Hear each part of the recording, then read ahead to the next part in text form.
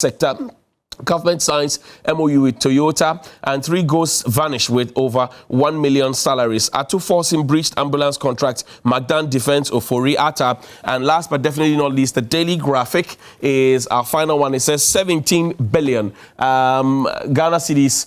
Financial irregularities uncovered in public operations. Cape Coast gears up for Fetu Afashe, the Orange Festival. We're going home. Electronic waste. Ghana risks becoming dumping ground. Energy Commission cautions. What's on the back page? University of Ghana launches initiative to combat sickle cell, childhood cancers, and 600 entrepreneurs in Kumasi benefit from precision quality program. My guest this morning is the Honorable Alhassan Suhini. He's a member of parliament for the Tamale North constituency, and he joins me here with Mr. James Kwabena Bonfe.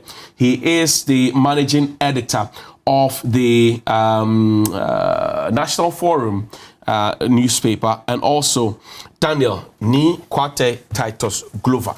He is the former member of parliament for Tema East, and is doing the work of the Lord in that constituency. Morning, gentlemen. How are you doing? Well, good morning. Good to see you, Titus. Good to see you, brother. I haven't seen you in a long time. I know. I interviewed. I've just been telling colleagues at the table that since 2018, I've not been to the studio. That's right. We used to be at the other side. Yes, and then we moved, Yeah, and then we came here. When I was going for there, and I was like, oh, please, come this way. It tells me that I've been away for a long time. Institutional memory, you were relying on institutional memory. Absolutely. And I was going to do my makeup at that age. No, just come and sit. We'll do it for you. We'll take care of you. Nice. Fortunately, you were doing your following. Please, cool down. I'm calm now. I'm calm now. It's the segment. I'm calm now. Don't let your BP rise this morning. No, BP will not rise. When people want to put propaganda on you. Good to see you. Good to see you all. Good to see you. And my brother, especially Suini. Yeah. When the committee together, appointment committee together, nice guy, good guy. Missed. I know, yes. And Kabila as well. I think you did some great job recently that we should commend you for. You threw your heart in to become the party's organizer, and you shocked many of us in Parliament. I know, because we didn't really hear of you that much in the campaign, but the results showed that you were really a force to reckon with. You've always been, though. Thank you. And we wish you the very best. I remember that you initiated the AstroTurf project. How is it doing? Oh, we are done. In fact, I did one full grass one whilst I was in office in Committee 1 on Judiciary Primary School Park, my alma mater. Right. Then the chiefs of the traditional area, I recall, I think 2017, when we came to power, we wrote to the then Director General Polanza for that assistance. For 2 years, it was not coming forth. So 2 cousins of mine, Ajiago and Abdelrahman Glover, they approached me and said, look, we know what you can do. Please, put in a word. And as usual, Titus Glover, we set things rolling, and immediately at that time my former chairman Peter McMenu and the current Director General approached them. They were in the ministry for a meeting, and together they raised a budget. And I can confidently say just about a few weeks ago, my boss, the Minister for Transport, supported by GPHA as management, the contractor Wembley Coleman, and the chiefs together went to commission the field. Oh, wow. So it's been commissioned. So they are enjoying it now? Yes, and named after Nia Jekaku, the second, the late. Unfortunately, he was now around to witness the commissioning. So it's been done. So they are enjoying it? They are enjoying it. Are you led? Yes, sure. Kabila, good to see you. Always good to be here, bro. How are you doing? Grace abounds, but people say, Serena, once you have life, there is hope. The coconut tree is growing. Yeah. Out there, the foyer. So you need, how's the constituency? Yeah, alhamdulillah. So far, so good. So far, so good. How's the constituency? Yeah, well, they are doing well. Currently, the focus is on constituency elections. And so we are just monitoring and praying for the candidates that have thrown in their hearts into the race. Everywhere is butu. they are simply chasing each other, and as the member of parliament, I can only pray that the best emerges. the headache is that it seems almost everyone says they are going into the race to win to come and help you. Right. So it ties your hands and you're unable to even show who your preferences are. And I think that they are all fantastic people, very, very dedicated comrades. And so I wish them the very best of luck. I was there a couple of days ago when we lost our regional chairman. Right. And we came together to give him a befitting funeral. So the constituency is fine, and we are also here. It's not a very good morning, I can imagine, because of some of the headlines, and I'm sure that is why a bit of it got you a bit emotional earlier today. But I understand, except that, you know, I didn't get to know sandwich until after secondary school. Don't mind me. I might have gotten carried away. But I mean, it's for the interest of the system, and it's not a personal attack on individuals. We understand. Not at all. It's for the system. The system has to work. If the system works, everybody is fine. But you know, you summed it all up when you said that one of the problems we face in this country is that too many people are crooked. And so they assume, and because they are crooked, when they find an opportunity, they will exploit it.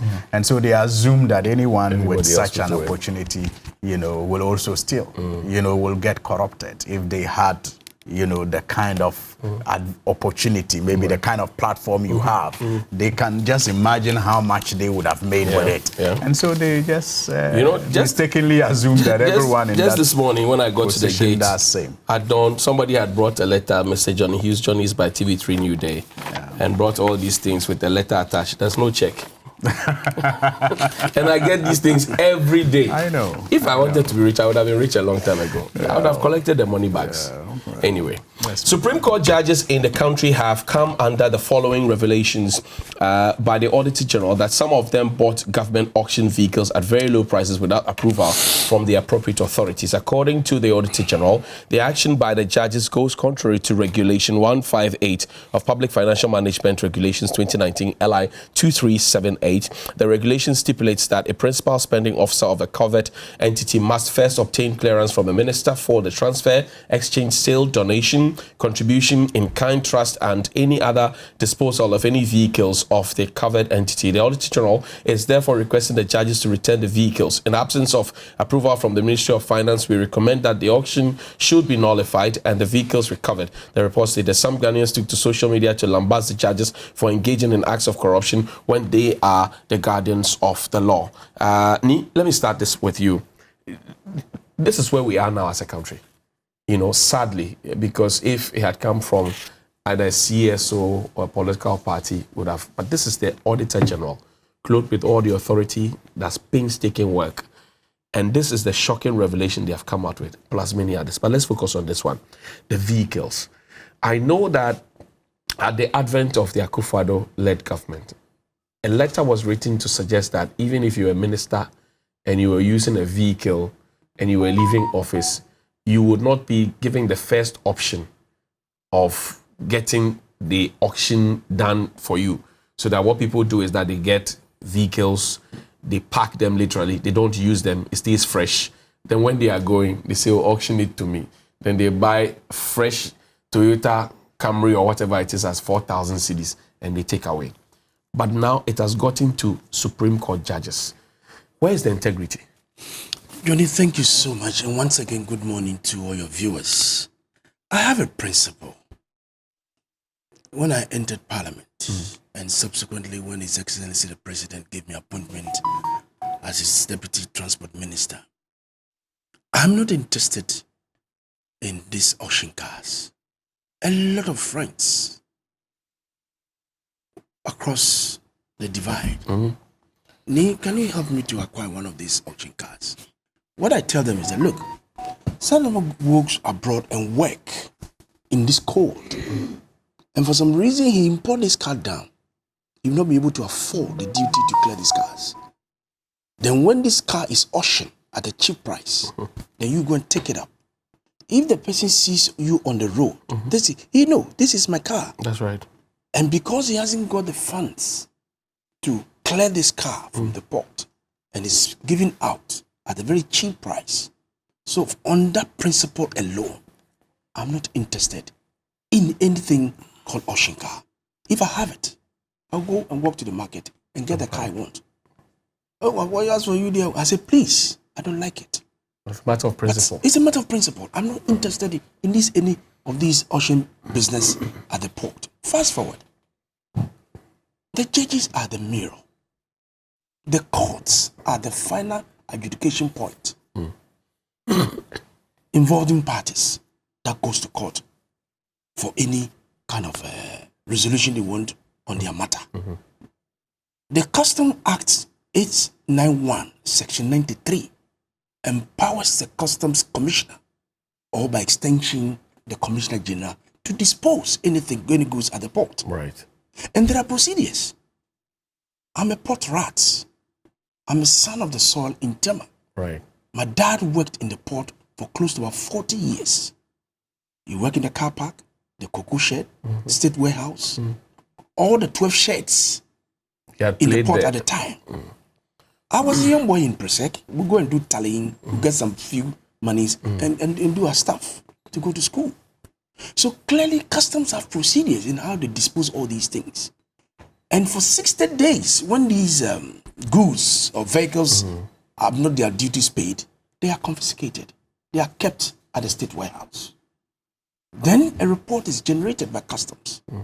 Then a gazette, a law is made on these things to empower the customs commissioner to dispose them off. The commissioner sits at his office, but he has men on the ground who look at all these things. Then a government certified auctioneer superintends the disposal of all these goods.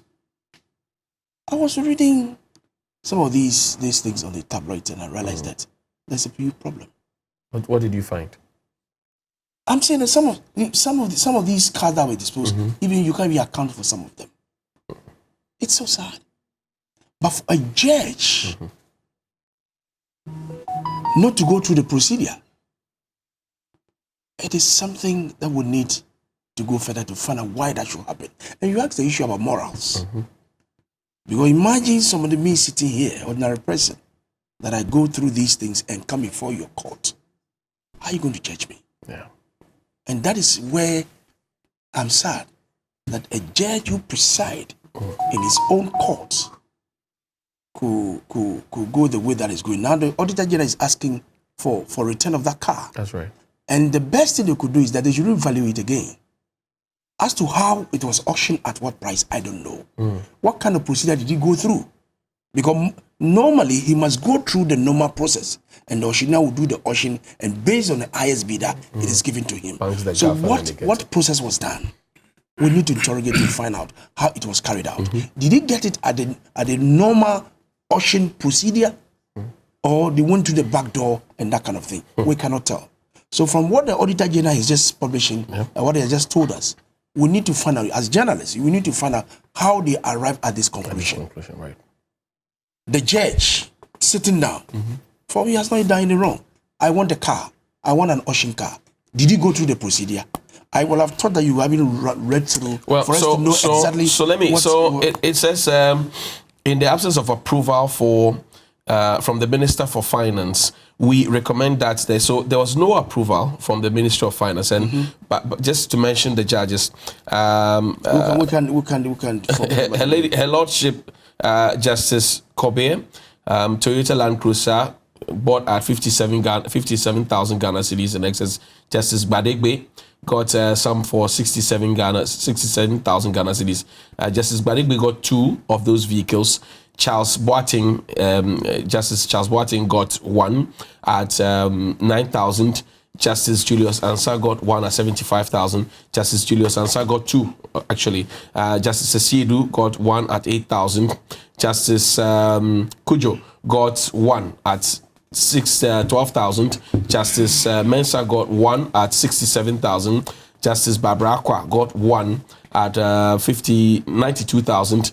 Justice Thompson of Fedie got 1 at 7,500. That's a Toyota Corolla Saloon at 7,500. Justice Jennifer Tego got Fortuner at 87,000. Justice E.K. Mensah got a Toyota Fortuner at 59,000. Justice Agbavo got a Toyota Land Cruiser at 123,000. Her Ladyship Justice Ankuma got a Fortuner SUV at 107,000. Justice Yao Apao got a Land Cruiser at 56,000. Justice Yao Apao again got another Toyota Avalon at 48,000. Justice B. Boone got a Toyota Avensis at 13,000, and Justice Nathan Osam Toyota Fortuner at 60,000. I think this is quite distinct from the normal Port one. Right. These are vehicles that they use whilst in office as judges of the courts. Right. So they should have applied to normally to the chief of staff. Right. Then when the chief of staff gives approval, then they takes to state insurance for proper valuation to be placed on it before it is done to them. So this is not. But then, as I mentioned earlier, at the inception of the Akufo-Addo-led government, I remember that there was a matter with 641 vehicles. Johnny Osei Kofi was deputy chief of staff, also back and forth. And then the presidency had written that going forward, if you serve as a minister or head of an institution and use a vehicle, you will not have the first right, as it's done, for you to get it. So again, that flies in the face of what has happened. From that statement earlier on in the beginning of our government, time has elapsed. Who knows? These are hard-working judges of our courts, and they have expressed interest in these vehicles that they want to take it home. If there had been a communication between these judges and the office of the chief of staff, and some approval were given, I'm sure it would have been captured by the Auditor General's report. But unfortunately, we've not seen anything like that. And the Auditor General is also saying that the Ministry of Finance also was not given notification for approval. So clearly, we are in a limbo as to why it has happened in that manner. So we need to really go into it to find out and what happened. This is where we are. What's on your mind? Johnny, when you were going through the list, another part of the... I think you need to silence your WhatsApp phone there. So. Another part of the publication that, for me, would have been significant to add to the names of beneficiaries is the age of these vehicles, especially age determined by the year of registration. Or even the mileage. It's quite significant. I noticed that many of these vehicles were registered in 2017, 2018. If you look at the number that was assigned to each vehicle. So one is lost wondering when those vehicles were bought. If you are going to judge by the year of registration, then the vehicles may just be about 4, 5, 6 years old. And I'm wondering why anybody in government should be selling Land Cruisers that are just 4, 5 years old to people at such knockdown prices. Especially so when over the years our policy has been that four-wheel vehicles, I mean 4x4 vehicles, are not even sold to officers when they are, retiring. And in this case, we are not even talking about judges that are going on retirement. We are talking about people who are still in active service. And you are also talking about people who are retiring or supposed to retire on their conditions of service. That's right. And so, I mean, the need to do this is just not strong enough. The need to offer them such vehicles.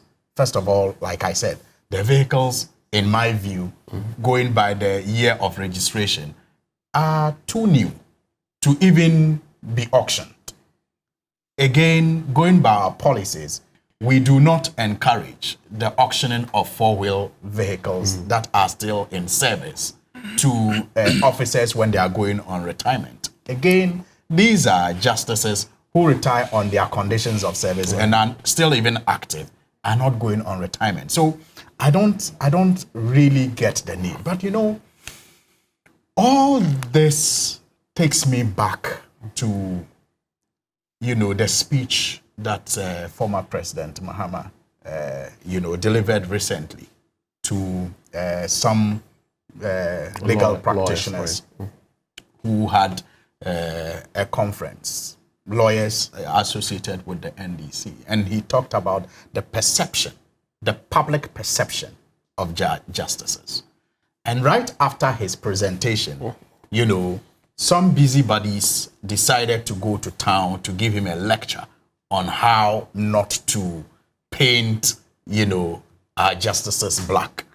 Now, how does a revelation by the Auditor General in this case help the image, the public image of the judiciary? Is that President Mahama's fault?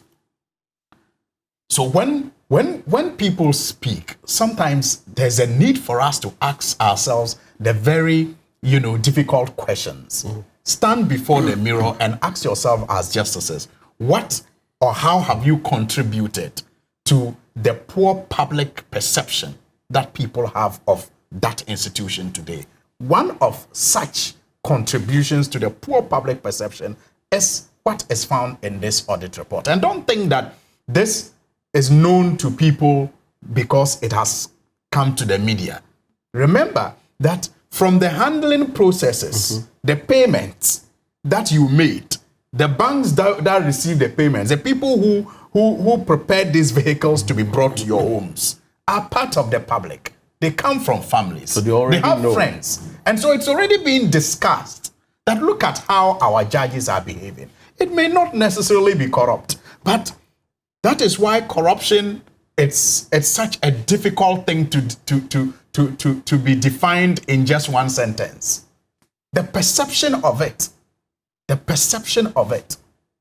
is something that you will not even want to be associated with our judges.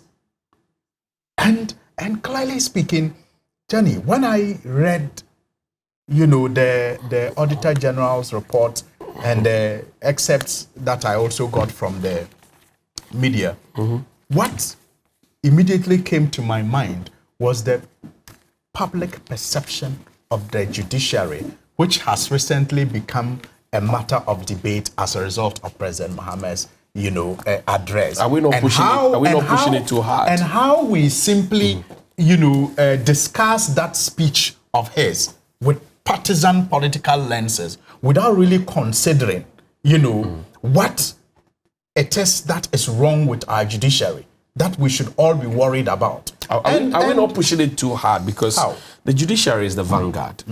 And as much as possible must try and protect them, because when all fails, we all go to the court. If we are not protecting them as much as we should, and it appears that at every turn we are trying to hit, it may fester and grow that public perception that will eventually come back to help us. Yes, why not? You see, it wasn't for nothing. Johnny, how do you protect the judiciary from bad press when there is evidence that they have engaged in what the Auditor General has revealed? How on earth can anybody protect them from bad publicity if there is evidence, and indeed there is, that they have engaged in what the Auditor General has revealed? And like I said, it may not amount to corruption, but it definitely has something, you know, to do with how the public perceive that institution. And it is not a pleasant perception to have of the judiciary. And no one can blame another person for being responsible for this but the judges themselves. Because anybody will say, and I will agree with that person, that they should have known better. They should have known better. It is not everything that you are entitled to, and I think it is even in the good books, that it's not everything that is expedient something. I haven't read. You have the right to do everything, but not everything is. It's expedient. I mean, so it is not as if they may not. Maybe they can make the argument that they are entitled to it and it was offered to them, because I believe these things, that's what happens. It may have been offered to them, but anybody will say, and I agree with the person, that they should have known better. Principle. And also given, like you said, the position that they occupy in our body politics and in the image building of our country, you'll expect them to say no thank you to certain office. No thank you to certain office. Because when you do not, then you take certain actions in future. People are forgiven to assume that it is because of such favors that you are taking certain decisions that beats their imagination. And yes, the law sometimes is not supposed to be very basic to simple minds. And so there may be very, good decisions that you will take. But because it is difficult for a simple mind to understand, it becomes easier for that simple mind to attribute the reasons for your actions to offers such as this. And you can only blame yourself if such person, attributes, your actions to favors like this that are gotten from the state. Okay. I would encourage the Office of the Special Prosecutor. I do know that it has begun, some investigation into the auctioning of vehicles. Right. I don't know if it is limited to only the port, the one that Titus was speaking to. If it is, I will encourage them to expand it to include even vehicles that are purchased and used by the state and auctioned, at the various institutions. Because this is not the first time we have had issues with auctioning of vehicles before the Auditor General. I mean, before the Public Accounts Committee, which looks at the Auditor General report. Okay. You recall only about a year or two ago, the gentleman who also appeared before the Public Accounts Committee and was supposed to be responsible for auctioning vehicles, but had no clue as to the regulations and the laws that were supposed to be followed in the auctioning of those vehicles. So it seems like there's a pattern of how poorly the auctioning of government vehicles are subjected that's the Chief of Staff's and I think that the Special Prosecutor, if his investigation is only limited to vehicles confiscated at the ports and auctioned, should expand to include, other government agencies that have vehicles sometimes that they auction to people. Kabila, what do you think? What do I think? Yes, on this matter. Johnny, you see, there's an old saying that when you are stuck in a hole, you stop digging. And it is not for nothing that each of us here bears a name. If we don't pay particular attention to the times in which we live and what is going on around us, you'll be taken away by the sensational drive that seek or seem to want to paint us as a people or a nation that all about us is negative. Because it's tiring talking about the same problems over time. Now, the names that you mentioned, I heard a judge I'm very familiar with, Justice Yawapa, he's on retirement. Yes, Justice Yawapa is there. So he's no longer a justice of the Supreme Court. He's not in active service. Justice Yawapa is on retirement. He got a Toyota Land Cruiser. Yes, but the point I'm making is that he is not a judge in service. Right. I find this discussion quite strange. If you see my brother bringing in the comment that His Excellency John Dramani Mahama passed about judges, judiciary, and their judgments. They are unrelated. And why you want to box the two, I don't understand. I don't think that is the subject of this discussion. But I'm coming. Allow him to develop his point. About perception of the judiciary. Allow him to develop his point. We are talking about auction vehicles, and that not perception of the judges and their judgments. Of the judiciary. Allow him, please. Allow him, please. No, I don't get what allow him. You can note your reservations. When you were talking, I didn't get it, but I kept quiet and watched you. Progress. Yeah, make progress. I watched you. Kabila, make progress.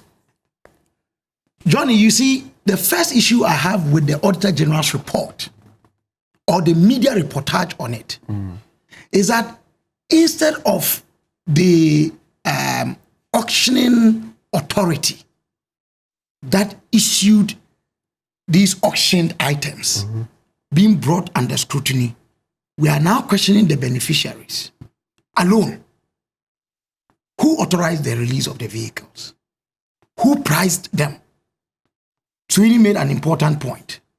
The qualification of those vehicles for auction. Who did that?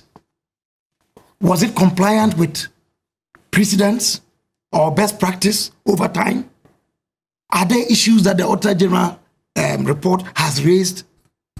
I haven't read the report, and I haven't seen or heard you relate to that in the media reportage that you have. But I'll be interested that no judge can sell a vehicle to him or herself. True? So if we are talking about the vehicles that were whether undervalued or improperly allocated to them or whatever, and they, let me even use gleefully, went to also purchase, what about the person who authorized it? You don't think that the Auditor General, in putting together the audit report, had conferences with the people who auctioned the vehicles and the people who were beneficiaries of the auction? Because that's standard practice when you are doing auditing. That the emphasis here, why we should be interested in those who benefited and not those who gave, is an issue. And I would want to know. You want them to be named? Of course. Because the judges could not have given, those retired judges could not have given these things to themselves. And I'm talking about appropriateness of even identifying that something untoward went on. Well, they were told that there was no approval from the Finance Ministry. So who is supposed to have gotten the approval?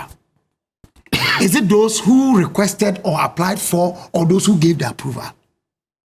Or who sold out? That's the point I'm making. You see, if you don't situate your conversation and your problem well, finding solutions will become a problem. This is not the first time Auditor General's report has flagged issues. Many times. There have been times when the Auditor General's report has been challenged in court and succeeded. So I'll be interested. Were these persons who bought the vehicles given the opportunity, for example, to purchase them? To respond to those queries in the Auditor General's report. What did they say? And in the process, what went wrong? Like my brother Tatos Gruber said, Johnny, personally, I don't subscribe to getting auction vehicles. I don't. There have been many attempts where people think that because you are in the media, because you are in politics, partisan politics, because you may be closer to some persons in positions of power and privilege, you can have access to auction vehicles. I don't. Because I share in the principle that even if you want to auction a vehicle, the person who, and here we are even talking about different vehicles here, because the ones that my brother Tatos Glover described are those that perhaps my brother Suhini bought from America, was unable to meet certain requirements, and so it was confiscated. And we deny him the right of purchase. And yet we will sell it at a lower price to somebody else. Exactly. Right. In this case, I can believe from the story that we are not talking about that category. From the US and has been confiscated. I'll give you an example. I said maybe. I want you to just stress that. So it was just an example. I didn't say that. Yes, so it's very good that you made that point, and I'm sorry I even used you as an example. I should have used a hypothetical figure. Right. But from the report that you read to us, that's a different category. Right. It's maybe I haven't read the report. If I want to, if I'm right, that vehicles that they used was in office. We're assuming at this point, because I have also not looked at the appendix and all of that of the report. Because the report was just released a while ago. What I want to say is this, and maybe that's why I will sum up. The Auditor General's report must not be carried hook, line, and sinker. Why? Why not? I'm saying they can also make errors, and they can make mistakes. And there have been instances where the Auditor General's report have been challenged successfully in court. That's the point I'm making. 2, there are issues that we could raise. 3, I want to say that if there are such issues, we should discuss them according to names and not lump the entire judiciary. And that's why I mentioned the names. Good. No. I'm saying, but there have been discussions here that sought to say that it's a judiciary matter. But they are justices of the Supreme Court. But they don't. You can't take it away from them. I am not taking. I just cited an example of a justice who is on retirement. He's no more a justice of the Supreme Court. One out of 19. I don't know the rest. I'm talking about someone I know. I don't know the rest. But I'm saying 1 out of 19. The 19, do you know for a fact that the 19 are all in service? Do you know? I'm asking you. I know one who is not in service. Okay. I don't know if you knew that he was not in service when I was raising it. Who doesn't know? That's public knowledge. Who doesn't know? Some of them. Who doesn't know that justice applies on retirement? In active service, and those who are even on retirement, at the time on their conditions of service. I have conferences for Johnny, wait. You see. Do you know you are in Parliament? You vet judges who are going to Appeals Court and then the Supreme Court. Do you have the total number of judges in this country? Do you know? Not now. You don't know? Yes. I am sure and I believe that even if you are taking the high courts alone as an account, there are more than 19. Yeah. Okay. So I'm making the point that even if all these 19 had authorized the auctioning of those vehicles themselves and bought them, and by law they acted wrongly, you will not be fair to the entirety of the judiciary to use them as a basis. No one has but who is lumping them together? You see, and this is where you get it wrong, that the instance you brought in His Excellency Mohammed's commentary, which was an attack on the judiciary. My guest is Member of Parliament for Tamale North. Also, James Kwabena Bonfe, he's the Managing Editor of the National Forum, and Daniel Nikwate Titus Glover, I should like to call him that. Daniel and the Lions Den. He's a former Member of Parliament for Tamale. He's General. Welcome back from the break. So, let me start the second round with you. No, let me. You want to quickly do some? Quickly, I think that the Auditor General normally, when they give their reports and their queries, they send it to those that they are auditees. That's right. And That's what I ask mentioned certain to questions. Yeah. Then based on the responses, they are captured in their final report and all that. So I think that I have no problem the judges buying these cars.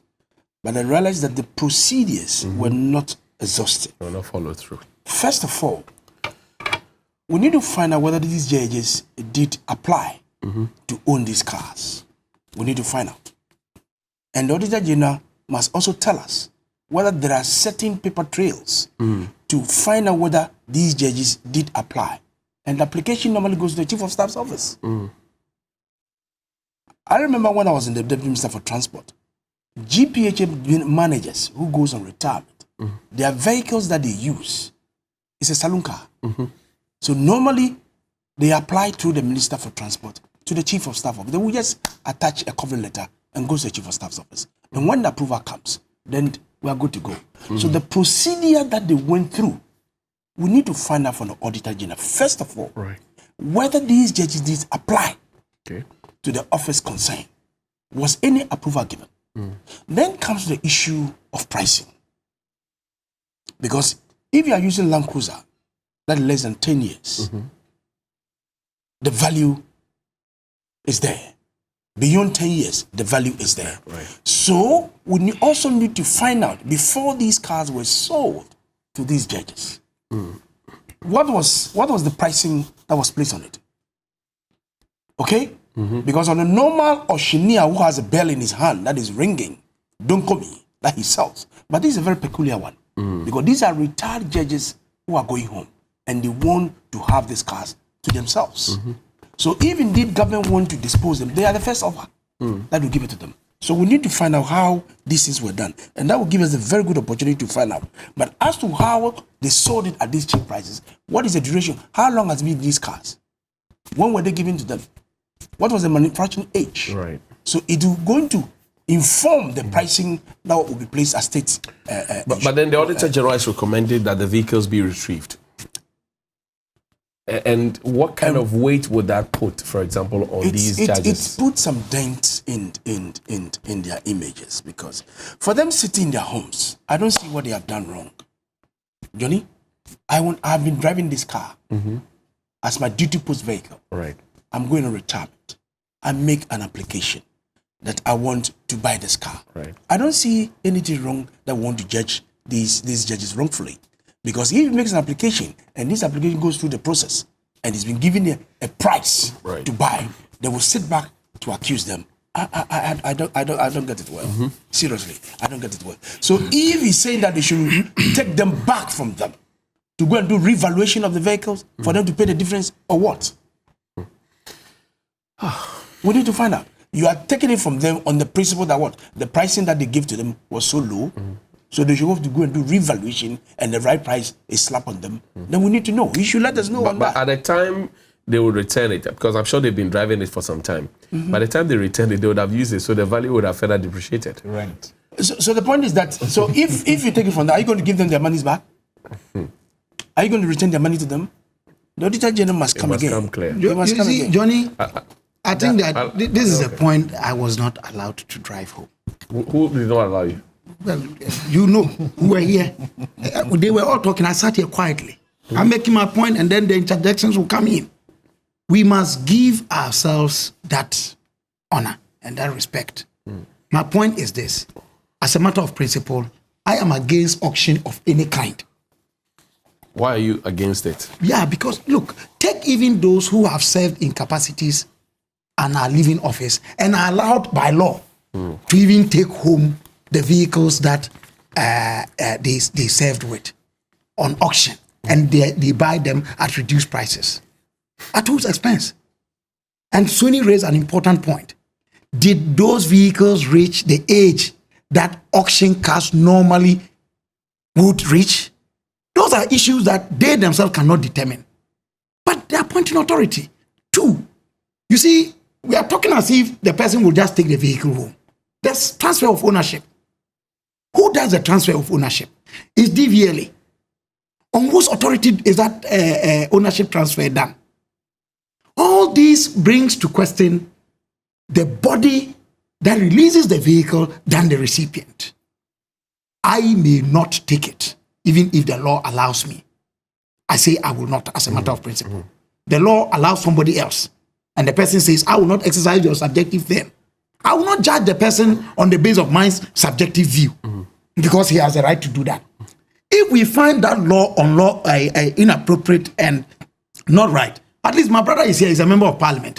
Fortunately, through the Right Honorable Speaker, Professor Makukui, now private member bills are accepted. Introduce one that let us amend that. And fortunately, I'm sure the law on this may be an act of parliament, or may not be an entrenched provision of parliament. So it can easily be amended. Could the judges have said no, thank you? Based on their positions. They could. In society. They could. But I'm saying that I will not be judgmental on that, because my values are different from theirs, and I will not do value judgment. However, the Customs Act 2015, which was passed under your regime, Act 891, allows these things. If that law is wrong, please, let's go to Parliament, amend it, so that nobody auctions any vehicle. I would even like that if you want to auction a confiscated item, give the first right to purchase to the one who brought it in. This is the matter of principle. Then on the issue of the Auditor General's report, please, why I'm insisting on not lumping people. You know, Johnny, we live in a time that there is doubt, there's suspicion. And as we are speaking here, I'm sure somebody is watching us from afar saying that what we are doing here is make sin. I don't want to be caught in that web, because I say what I mean, and I mean what I say. So, when I preceded my commentary that it is not for nothing that each person has a name, I was pointing at something. Let's isolate individuals who are not giving us good image in public life. deal with them than to allow the bastardization of everybody in the public sphere. In Ghana today, confidence is going down. Parliament is under attack. The judiciary is under attack. The executive is under attack. The media is under attack. Church leaders are under attack. Nobody is right. Nobody is correct. Well, I know that there still are a few people or some more people in this country who may not have corrupted themselves. Okay, so we must be minded of that. Here's a writ issued on the 28th of June 2022, suit number GJ1357-2021 in the High Court of Accra. Dafia Mepa Roxy Nelson Eche, he's a member of parliament for South Dai, okay, and then he's against the Attorney General. This was a matter in the case of a technical university, and he had gone to court seeking a declaration that the Chief of Staff has no authority to approve the disposal of 9 vehicles in possession of the Kumasi Technical University by auction sale. Is one of the declarations was seeking. What did the court say? This was a judgment by the registrar. Okay, let me find the court. It was authenticated by Justice Eniebwa. But I'm trying to read from my phone, so it's quite difficult. I'll buy a very big Samsung very soon. I can use it. But this is a certified copy. Now, the reliefs as was granted. I want to read it. So the vehicles in question. A Toyota Corolla with registration number 2014 acquired in the year 2013. A Toyota Corolla car number 157914 acquired in the year 2013. A Toyota Indigo registration number acquired in 2007. A Toyota Tata Indigo 2007, and on and on and on. Now, what did the court say? 20. Let me go to paragraph 20 because that's why I saw it. It says, wherefore the plaintiff claims against the defendants are as follows. A, that the Chief of Staff has no authority to approve disposal of 9 vehicles in possession of the Kumasi Technical University. A declaration that the auction vehicle conducted on the 22nd of December 2020 at the Kumasi Technical University was unlawful, as the approval to dispose of the vehicles was contrary to Section 83 of the Public Procurement Act 2003, Act 663. A declaration that the auction sale conducted on the 22nd of December 2020 at the Technical University is null and void, as the approval to dispose of the vehicles was contrary to Section 83 of the Public Procurement Act 2003, 663. A declaration that no valid title has passed to the various purchases at the auction sale conducted on the 22nd of December 2022 at Kumasi Technical University, as the auction was done contrary to Section 83 of the Public Procurement Act, Act 663, and the declaration that the Minister of Education, in consultation with the Board Council that has the authority to authorize any disposal of the vehicles according to Section 31 of the Technical Universities Act 2016, Section 2 and 102 of the Public Financial Management Act 2016, and Regulation 158 of LI 2378, and not the Chief of Staff of the Office of the President. An order directing that the government of Ghana reverse the auction sale and cost, including legal fees. Okay, so that's the rate. Let me quickly find. Sorry about that. But I wanted to bring some context to this confirmation. And this is where the justice. Okay, so this is the judgment. A certified truth copy issued on the 7th of June 2022. Okay, let me go to page 70 something. I think that's where I saw it. So you go ahead with your point. Let me try and fish this out quickly. You know, Johnny, it's quite difficult reading on this. Sorry. let me just say that first of all, this discussion is being done or conducted on a number of assumptions, and those assumptions may be wrong. For example, it is assumed that these justices were using their vehicles before they were auctioned to them.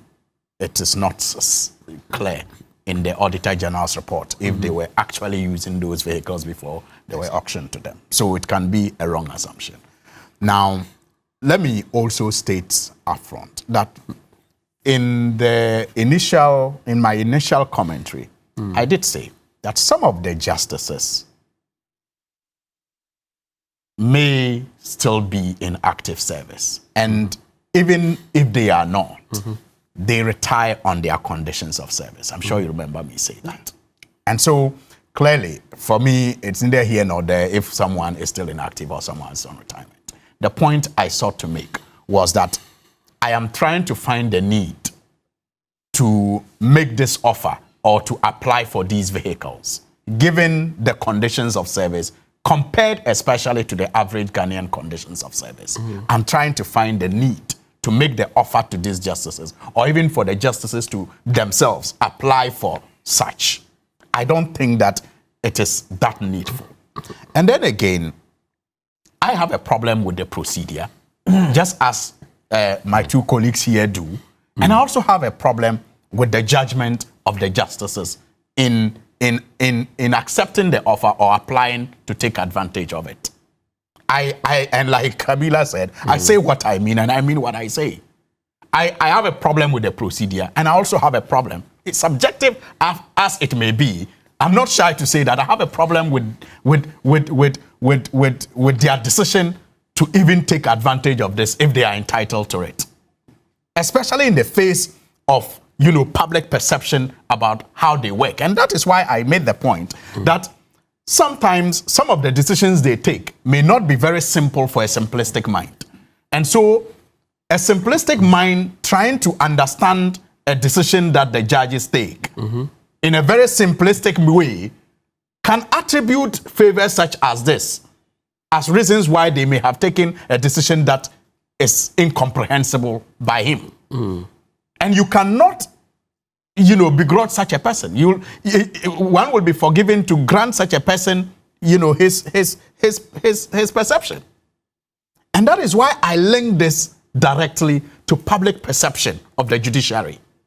The public perception of the judiciary doesn't only come from the judgments that they issue in court.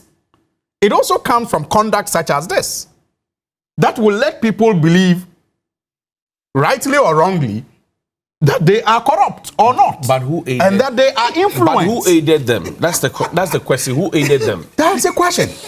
Who aided them? Because you see, that is where the procedure is. The judges cannot on their own go and take the vehicles and take them home.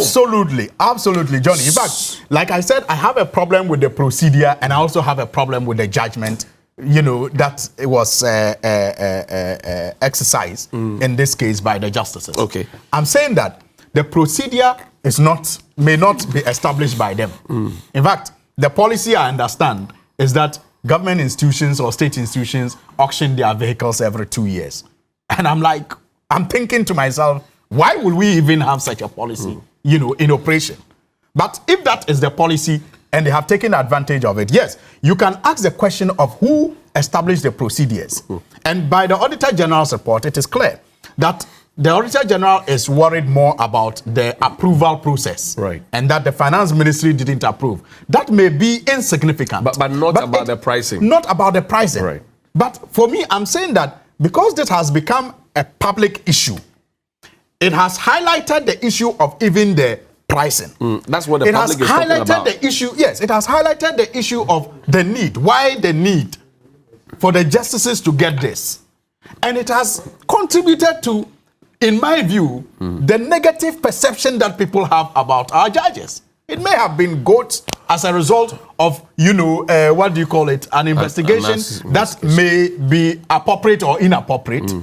But nonetheless, it contributed to the negative image of the judiciary. And I'm saying that it is important that the justices themselves also begin to exercise judgments, subjective as you may call it, that will not contribute to the negative image, public image that people have of them. Sorry, sir. Ambassador Sampiale says, tell Kabila that perceptions are formed from many activities of general or specific occurrences. The negative perceptions formed by some Ghanaians against the judiciary is the cumulative effect of many things that have happened around the judiciary over the years. The judiciary has even accused themselves of bribery and allegations. We focus on the judiciary because they are our last bastion of hope, and that is the reason why we give them all the protection and privileges. As we have all succumbed to their authority, they should also know that living in glass houses, you don't throw stones. I know. Just a sentence on this. Let's be fair to me. Let's be fair to me. In our subsequent meeting, the Auditor General must help all of us. Please, can you probe this for us? Some more detail. Bringing the vehicles back to come and do what? Right. for revaluation to be done, for the right pricing to be placed on the vehicles, or what? Or for a Because return if of you- a refund of their absolutely, money. bringing the cars back to come and do what? We need to know. Right. I want to establish It's here, a question that I can ask. the judges have not done anything wrong. They've applied interest to own these cars. The Auditor General must tell us, was there any communication between the judges and who matter? Right. Okay? And when that was done, was any response given? Were they given approval to go and buy these cars? We need to know. Right. So let us paint that picture that the judges are corrupt because they have owned the very cars that they are using. Johnny, Okay, I beg you, because my senior Sampiel is square. I greet him. I haven't seen him in a long while. And then I want to tell him that the advice he gave me some time ago, I'm working on it. Right. Now, what I want my senior to understand is this. He knows too well, better than I do, that the judges do not exercise the right you and I have to sit on the media to defend themselves. They cannot. By the code of their own office, they are removed from this. And the challenge, the task, and that's why I always I'm very, a bit emotional about it when we attack the judges and the EC. We destroy them. We are destroying our democracy. There's a story on page 25. Nobody seeks to destroy There's them. a story. Hold on. There's a story on page 25 Nobody of the seeks to Ghanaian destroy Times. them. We rather We need to were cleanse built it to and talk improve. about fuel prices going up 5 to 10%. But then at the base of it, gentlemen, please let's use my last 2 minutes well. At the base of it is the exchange rate and the strength of our cedi. Now, the CEO of McDonald Group, who is also the boss at Electrochem, he has been speaking to TV3 Business Focus Program, and I quickly want your 1 minute on this one. He says, for example, that if we focus on the salt project, it will rake in more revenue to shore up our local currency. I don't know what you live closer to that place. What do you say? Do you agree with him? Do you disagree? I agree with my brother Daniel, my namesake, because the more we do exports, the more we get this forex. Currently, as we speak, the challenge we have is that we don't have the dollars, and we generate all these cedis to go and look for these dollars to buy. Right. As of June last year, 2021. The total of petroleum products that were imported in this country was about $1.7 billion when the crude was selling at $68 a barrel. The same June this year, 2022, is about $2.3 billion. It has shot up. And these oil marketing companies have to look for these monies to go and buy. On Monday, I read the Business and Financial Times. Right. And he was saying that between February and March, the repatriation of some of the companies in this country, these foreign companies, they repatriate their profits within March and June. And all these monies are in dollars. That's right. And so we need to look at our repatriation laws very well, the regime very well. Should it be 70-30, where you can return 30% in the country for reinvestment, then the 70 can be taken away? Right. We need to look at it. And again, these importers who import goods from China and elsewhere and all that, within June, July, that is where they also make imports for their Christmas. So it makes a lot of pressure comes on the cedi for the dollar. But going forward, what Magdan said, I agree perfectly with him. Kabila. And also the Temawa refinery must be functional. I know government has assisted them to procure $73 million worth of new furnace. So when the refinery is working, the OMCs have a little to do so that we can conserve more of these. Thank you. Kabila, 1 minute on this one. I'm being pushed. I would say that we must gauge our taste to what we produce here. It will reduce our concentration on imported items. And above all, let us be faithful to this constitution. Let us walk the law. Let us walk our talk and stop the hypocrisy, insincerity, and deception with which we live in our public space. Okay, thank you. It will help this Sweeney, country. do you agree with Magdan? Very, very good advice that I hope that we will all take. Do you we will agree not with just Magdan? expect others to take that advice. But I'll just share with you a text message because you don't have time. Right. It says, when an innocent citizen is sent to court for buying a stolen item, the judges make the argument that why didn't he buy from an unauthorized place and then go ahead to sentence him. So we're from the argument that were the judges given the opportunity to answer to the queries by the Auditor General? Very interesting question. My friend Decker, he says, you see why we're in a mess? It's the way we deal with things like this. Civil servants are milking us, and yet we are blaming the minister.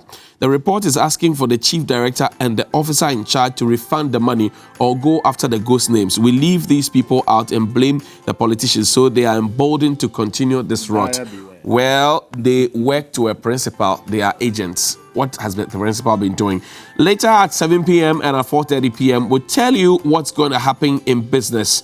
Stay with us and we will share all the detail with you. See you after the break. Thank you, Daniel Kwate Titus Glover, former MP for Tema East, and also James Kwabena Bonfe. He is the managing editor of the National Forum, and Al Hassan Suhini is a member of parliament for Tamale North constituency.